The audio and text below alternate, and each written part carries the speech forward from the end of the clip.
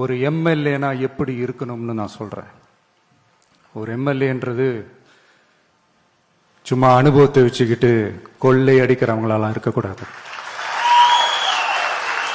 சும்மா அனுபவத்தை வச்சுக்கிட்டு சட்ட விரோதமா கல்குவாரியில ஈடுபடுறவங்களாலாம் இருக்கக்கூடாது. சும்மா அனுபவத்தை வச்சுக்கிட்டு கேள்வி கேட்கிற பிரஸ் ரிப்போர்ட்டர்ஸ தாறுமாறா தாக்குறவங்களாலாம் இருக்கக்கூடாது.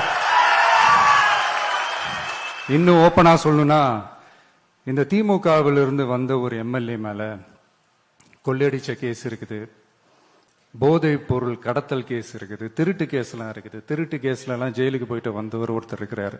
நீங்க கூட யோசிக்கலாம் அவர் யாரு அப்படின்னு. நீங்க யோசிக்கலாம் அந்த எம்எல்ஏ யாருன்னு உங்களுக்கு யோசிக்க தோணும். இன்னொரு க்ளூ வேணா நான் தரேன்.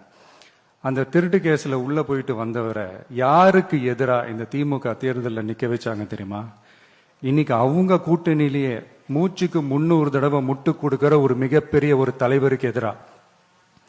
அந்த தலைவரை தோக்கடிக்கணும்னு தான் 1996 அவருக்கு ஆப்போசிட்டா இந்த எம்எல்ஏவை நிக்க வச்சாங்க. மரியாதை நிமித்தமா அந்த தலைவர் பேருங்க நான் சொல்ல வேணாம்னு நினைக்கிறேன். சோ இப்படியெல்லாம் இருக்கிறாங்க எம்எல்ஏஸ், நான் லிஸ்ட் போட்டு சொன்ன மாதிரி. ஆனா எம்எல்ஏஸ்னா சும்மா இல்ல, ஒரு தொகுதிக்கான அந்த மக்களுக்கான எல்லை காப்பாளர்கள். அப்படி இருக்கணும். களத்துல மக்களோட மக்களா நிக்கிற மாதிரி ஆளுங்களை தான் நான் செலக்ட் பண்ணிருக்கிறேன்.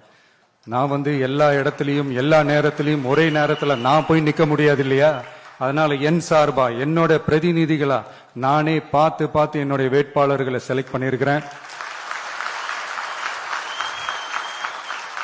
நம்மளுடைய அக்கா, நம்மளுடைய தங்கை, நம்மளுடைய அண்ணா, தம்பி அப்படின்னு சொல்லி நம்மளுடைய வேட்பாளர்களை செலக்ட் பண்ணி இன்னைக்கு உங்க முன்னாடி நான் ஒப்படைக்கிறேன்.